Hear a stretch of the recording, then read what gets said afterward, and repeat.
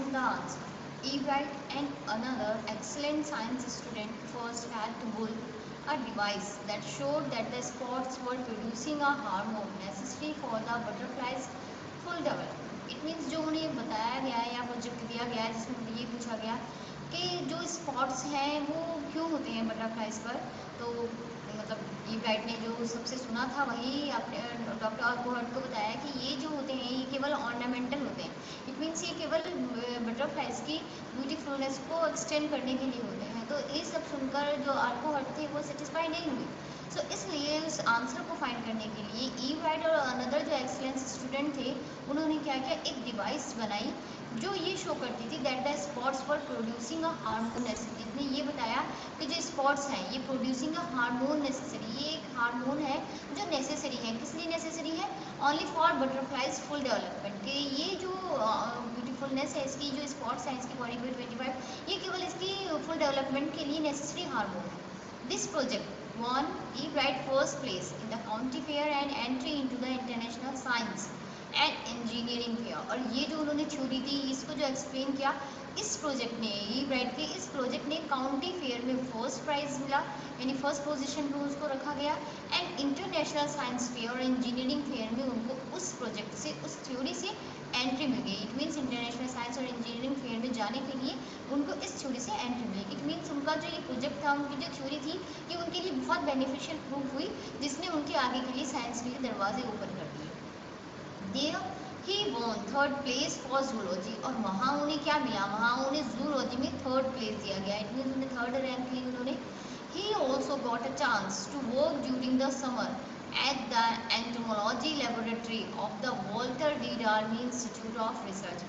और उन्हें इसके साथ साथ समर्स में एंटोमोलॉजी लेबोरेटरी में Walter read army institute of research में काम करने का मौका भी मिला। यानी इट मीन्स उनकी इस थ्योरी ने, उनके इस प्रोजेक्ट ने उनको इतना ज़्यादा आगे बढ़ाने के लिए मोटिवेट किया, आप कह सकते हैं। जैसे अभी इससे पहले मैंने आपको बताया था कि वो जो था बटरफ्लाइज को कलेक्ट करते करते वो बोर हो चुके थे, क्योंकि उनको फीडबैक नहीं मिल रहा था। कहते हैं ना कि जब हम अपने जो एक्टिविटीज़ कर रहे होते हैं, अपने जो वर्क कर रहे होते हैं, अगर हमें उनके साथ साथ उनका फीडबैक मिलता रहता है तो हमें अपने वर्क को आगे करने के लिए मोटिवेशन मिलता रहता है। तो जब उनकी थ्योरी उन्होंने आगे अपनी की और उसमें उनको फीडबैक मिला, फीडबैक किस तरह मिला उन्हें, साइंस काउंटी साइंस फेयर में first prize, international science engineering में उनको थर्ड प्राइज मिला। तो ये सारे जो थे ये उनके फीडबैक थे, और इस फीडबैक ने उनको और मोटिवेट किया। और उनके जो दरवाजे थे, यानी उनको institute Walter read army institute research में उन्हें एंटोमोलॉजी लेबोरेटरी में वर्क करने का चांस भी मिल गया। As a high school junior थे, Richard E Bright continued his advance experiments on the monarch pupa. क्योंकि वो हाई स्कूल थे, जूनियर हाई स्कूल के थे, इसलिए रिचर्ड ई ब्राइट ने अपने जो एक्सपेरिमेंट थे वो उन्होंने स्टार्ट किए ऑन द मोनार्क पीपर। पीपा के मोनार्क पर उन्होंने स्टार्ट किए। That year his project won first place at the international science fair and gave him another chance to work in the army laboratory during the summer. इस बार जो उन्होंने अपना एक्सपेरिमेंट दिया मोनार्क पीपा पर, इस बार के प्रोजेक्ट ने उनको इंटरनेशनल साइंस फेयर में भी फर्स्ट प्लेस दिलवाया, और फिर दोबारा उनको उस आर्मी लेबोरेटरी में वर्क करने का दोबारा से उनको चांस मिल गया। यानी समर में उनको दोबारा उस लेबोरेटरी में वर्क करने का चांस मिला। In his senior year, he went a step further. He grew cells from a monarch's wings in a culture and showed that the cells would divide and develop into a normal butterfly wing scales only if they were fed the hormone from the gold spots।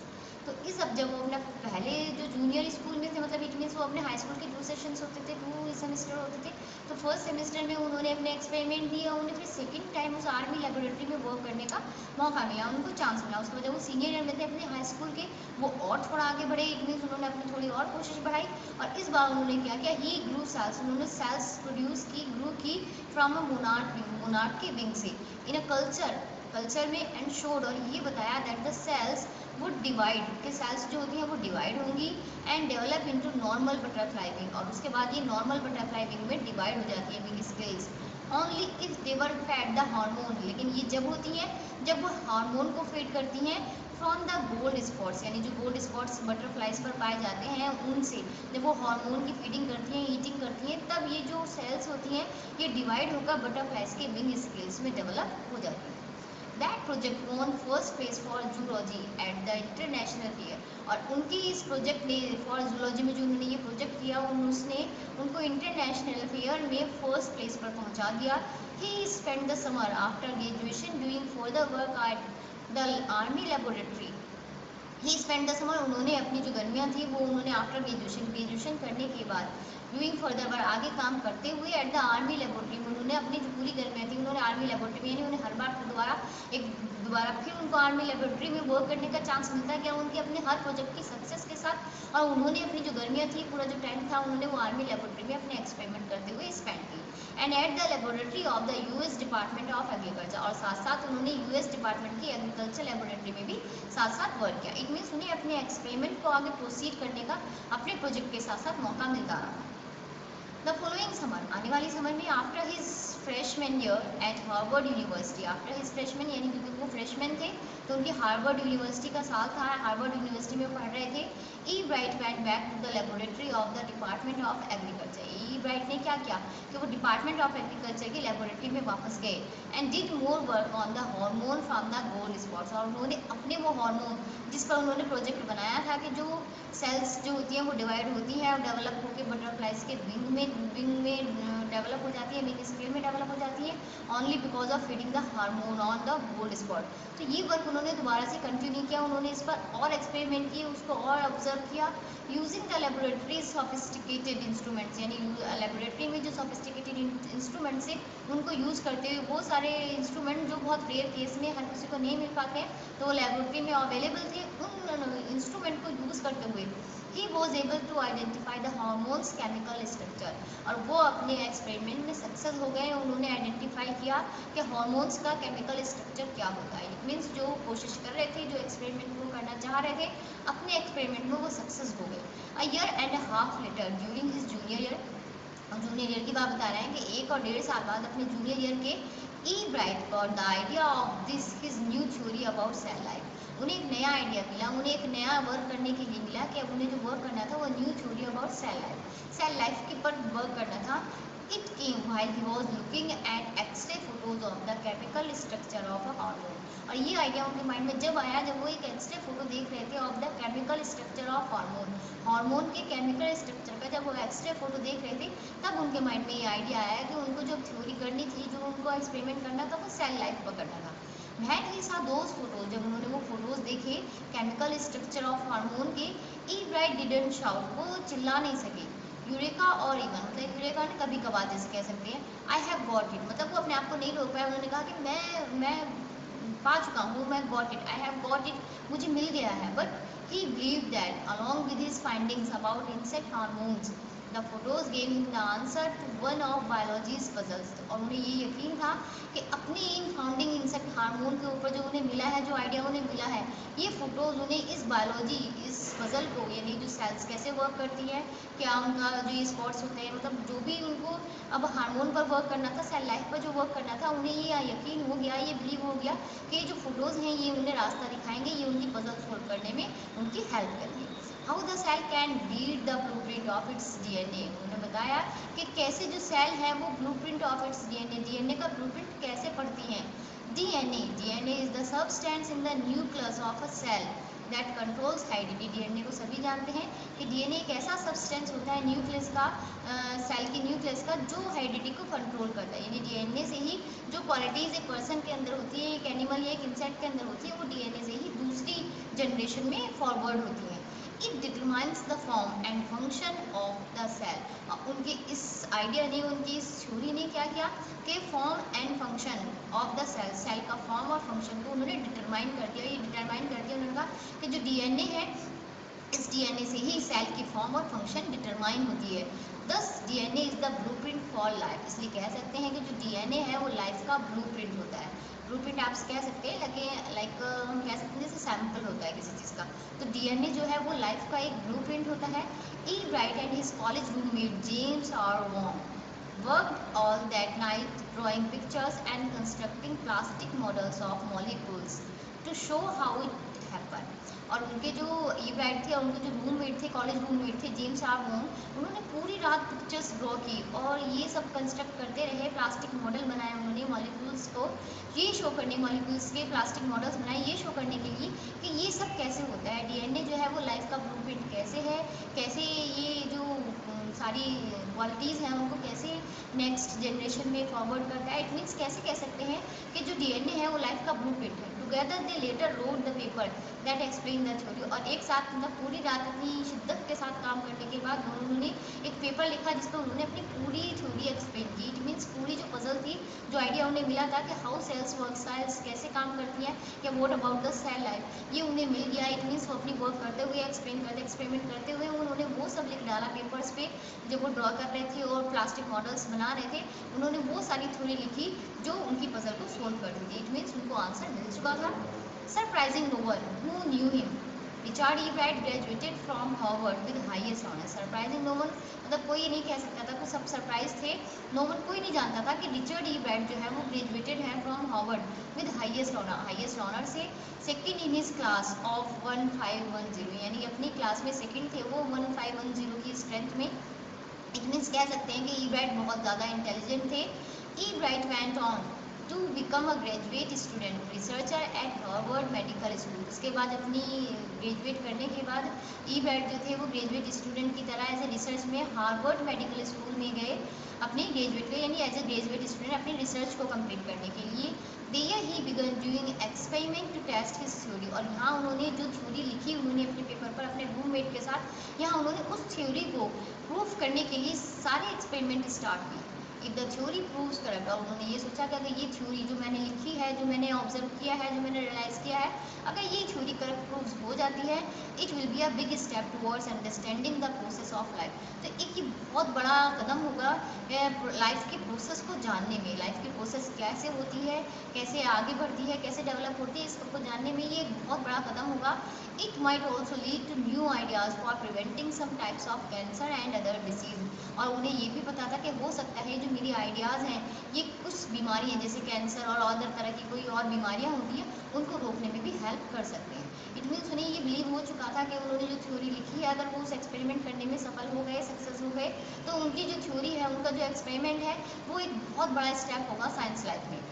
All of this is possible because of E bright scientific curiosity. और ये सब क्यों possible था? क्योंकि ई bright बचपन से ही curious थे और उनके अंदर जो साइंटिफिक क्यूरियोसिटी थी उसने उनको इस काम को करने के लिए मोटिवेट किया। His high school research into the purpose of the spots of a monarch pupa eventually lead him to his theory about cell life. और इस वर्क को करने के लिए जब वो हाई स्कूल में थे, उनकी जो रिसर्च उन्होंने की थी मोनार्क प्यूपा पे, उस रिसर्च ने उनको इस थ्योरी को अबाउट सेल लाइफ को आगे फॉरवर्ड करने के लिए, आगे प्रोसीड करने के लिए मोटिवेट किया। इट मीन्स कहीं ना कहीं जो उनका प्रोजेक्ट था मोनार्क प्यूपा पर, स्पॉट्स ऑफ मोनार्क प्यूपा, उस थ्योरी ने, उस एक्सपेरिमेंट ने उनको सेल लाइफ के बारे में आगे जानने के लिए इंसिस्ट किया। Richard E Bright has been interested in science. Richard Bright already science में इंटरेस्टेड थे since he first begin collecting butterfly. जब से वो बटरफ्लाइज को कलेक्ट किया करते थे, but not so deeply that he hasn't time for another interest. लेकिन ये कह सकते हैं कि इतना डीपली नहीं। क्यों? क्योंकि he hasn't time for another interest, उनके पास किसी और इंटरेस्ट में भी किसी और वर्क में इंटरेस्ट लेने का उनके पास इतना टाइम नहीं होता था। E Bright also became a champion debater and public speaker and a good canoeist and all around outdoor person. It means अपनी ये सारे एक्सपेरिमेंट करने के बावजूद भी ई ब्राइट एक बहुत बड़े डिबेटर थे, पब्लिक स्पीकर थे एंड एक गुड कैनोइस्ट थे, ऑल अराउंड आउटडोर पर्सन। कह सकते हैं यहाँ पे कि वो मल्टी टैलेंटेड पर्सन थे। He is also an expert photographer, वो एक एक्सपर्ट फोटोग्राफर भी थे, particularly of nature and scientific exhibits. और पर्टिकुलरली कह सकते हैं कि स्पेशलिटी जो थी उनकी फोटोग्राफी में वो नेचर एंड साइंटिफिक एग्जिबिशंस में थी, एग्जिबिट्स में थी। इन high school Richard E bright was a student. कह सकते हैं कि हाई स्कूल में जो रिचर्ड ई ब्राइट थे वो एक स्ट्रेट स्टूडेंट थे। बिकॉज लर्निंग वाज ईजी, क्योंकि उनके लिए लर्निंग ईजी थी। He turned a lot of his energy towards the debating and model United Nations clubs।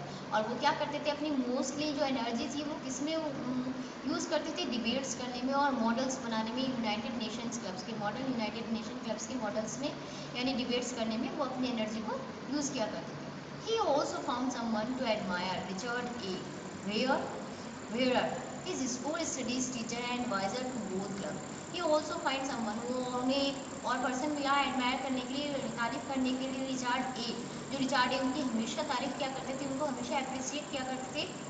Richard A Weaver, his social studies teacher, उनके कौन थे वो? रिचार्ड ए वियरर उनके social studies के टीचर थे and adviser to both clubs, और जो दोनों क्लब्स थे उनके डिबेट के और मॉडर्न यूनाइटेड नेशन क्लब्स के, वो एक एडवाइज़र भी थे और वो हमेशा उनको एडमायर करते थे, हमेशा उनको मोटिवेट किया करते थे। Mister Wearer was the perfect person for me then. ये ब्राइट बता रहे हैं कि उस वक्त में मुझे मोटिवेट करने के लिए, मुझे आगे बढ़ाने के लिए, मुझे सपोर्ट करने के लिए जो मिस्टर वियरर थे वो एक परफेक्ट पर्सन थे मेरे लिए।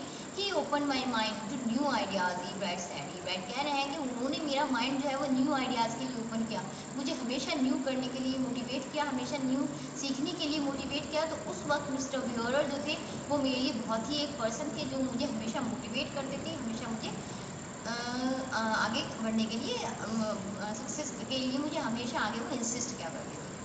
Richard would always give that extra effort. Mister wheeler said कहते थे उन्हें कि Richard would always give that extra effort, कि रिचर्ड हमेशा हर काम को एक्स्ट्रा एफर्ट देते हैं, एक्स्ट्रा मेहनत देते हैं। वॉट प्लीज मी वो, और यही बात उनकी मुझे सबसे ज़्यादा खुश करती है। Here was this person who put in 3 or 4 hours at night doing debate research beside doing all his research with butterflies and his other interests। अब वो कह रहे हैं कि ये here was this person, E Bright के बारे में कह रहे हैं कि ये वही पर्सन है who put in 3 or 4 hours at night, जो रात को 3 से 4 घंटे doing debate research करता है, doing all his research, यानी ये सारे डिबेट से रिलेटेड जो वर्क है वो 3-4 घंटे रात में बैठकर करता है। और ये उनके पास एक अकेला काम नहीं था, इसके अलावा वो अपनी बटरफ्लाइज पर और जो उनका अदर इंटरेस्ट था उन पर भी वो रिसर्च करते थे। अपने वर्क को करने के बाद या अपने वर्क के साथ साथ वो डिबेट्स पर भी वर्क किया करते थे। तो इसलिए जो मिस्टर विहरट थे वो उनसे बहुत ज़्यादा, आप कह सकते हैं कि बहुत ज़्यादा खुश थे उनसे, और उनकी जो एफर्ट्स थे वो उनको हमेशा सराहना करते थे कि जो रिचर्ड ई ब्राइट के जो एफर्ट्स हैं वो हमेशा बहुत ज़्यादा होते हैं। Richard was competitive, mister wearer continued but not in a bad sense. वो कह रहे हैं कि मिस्टर वियरर कह रहे हैं कि जो रिचार्ड है वो हमेशा कॉम्पिटिटिव है। कॉम्पिटिटिव आप कह सकते हैं जैसे किसी से मुकाबला करने वाले हैं, but not in a bad sense. लेकिन ये जो है वो कॉम्पिटिटिव है किसी बैड सेंस में नहीं है, इट मीन्स वो आगे बढ़ने की होड़ है उनमें। ही एक्सप्लेन, वो अपने सेंटेंस को एक्सप्लेन भी करते हैं। Richard was not interested in winning और winning sake for winning to get a prize. देखिए कि कॉम्पिटिटिव का मतलब होता है किसी भी काम में, किसी भी एक्टिविटी में जब हम पार्टिसिपेट करते हैं तो उसमें जीतने की जो चाह होती है उसको कॉम्पिटिटिव कहते हैं। लेकिन यहाँ मिस्टर वियरर उनको एक्सप्लेन कर रहे हैं कि वो उनका जो कॉम्पिटिटिव थे, लेकिन इसलिए नहीं कि उन्हें जीतना था या प्राइज़ लेना था। Rather he was winning because he wanted to do the best he could. लेकिन वो इसलिए कॉम्पिटिटिव थे क्योंकि उन्हें ये पता था, वो जानते थे कि वो जो कर रहे हैं वो सबसे अच्छा करेंगे और उन्हें करना भी चाहिए। इट मीन्स वो कहीं ना कहीं उन्हें ये रियलाइज़ था कि उनका कैपेबिलिटी थी करने की, इसलिए वो हमेशा कॉम्पिटिटिव रहा करते थे और हमेशा आगे बढ़ने की उनके अंदर होड़ रहती थी।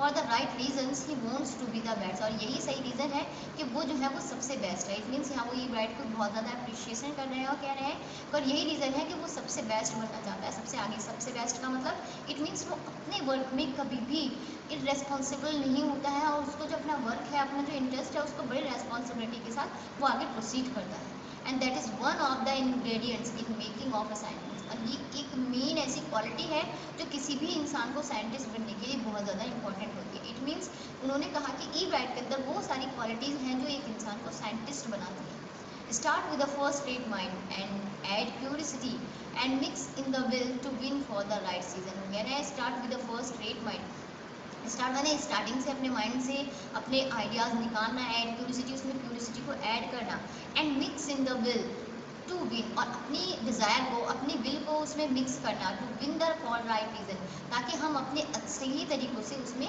सक्सेस पा सकें। इट मीन्स ये सारी जो क्वालिटीज़ होती हैं ये एक साइंटिस्ट में होती हैं कि किसी भी चीज़ को, एक पॉइंट को ले लेना, स्टार्टिंग से किसी एक पॉइंट को ले लेना, उसमें क्यूरियोसिटी ऐड करना। इट मीन्स उस पॉइंट को एक्सप्लेन करना, उस पॉइंट पर एक्सपेरिमेंट करना, वो विदाउट क्यूरियोसिटी नहीं हो सकता। और उसके बाद अपनी विल को यानी अपनी डिज़ायर को उसमें मिक्स करना ताकि वो जीत सके, अपने प्रोजेक्ट में, अपने एक्सपेरिमेंट में सक्सेस हो सके for the right reason, right reasons के साथ। तो ये सारी क्वालिटीज़ ई ब्राइट में ऑलरेडी अवेलेबल थी।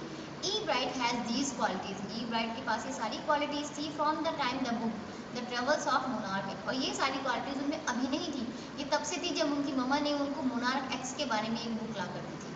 Open the world of science book. और ये जो क्वालिटी थी उस बुक को पढ़ने के बाद उस बुक ने उनके लिए जो है वर्ल्ड ऑफ द साइंस को उनके लिए खोल दिया। इट मीन्स क्योंकि रिचार्ड हमेशा से बहुत ज़्यादा क्यूरियस थे और ये बुक पढ़ने के बाद उनके अंदर की जो कह सकते हैं आप डिज़ायर थी वो और भी स्ट्रॉन्ग हो गई बटरफ्लाइज को लेकर या अपने इंटरेस्ट को अपने एक्सपेरिमेंट को करने के लिए। Richard E Bright has never lost his scientific curiosity, और कभी भी उन्होंने अपनी साइंटिफिक क्यूरियोसिटी को कभी नहीं खोया। इट मीन्स इतनी कह सकते हैं परफेक्ट थ्योरी देने के बाद भी, एक साइंटिस्ट बनने के बाद भी उन्होंने कभी भी अपनी क्यूरियोसिटी का लेवल जो है वो कभी डाउन नहीं होने दिया। वो हमेशा इसी तरह क्यूरियस बने रहे और हमेशा अपने वर्क का इसी तरह क्यूरियोसिटी से वो एक्सपेरिमेंट करते रहे। So I hope students you have understood the explanation. If you have any query, any confusion, you may contact us on the school office number. Thank you and have a nice day.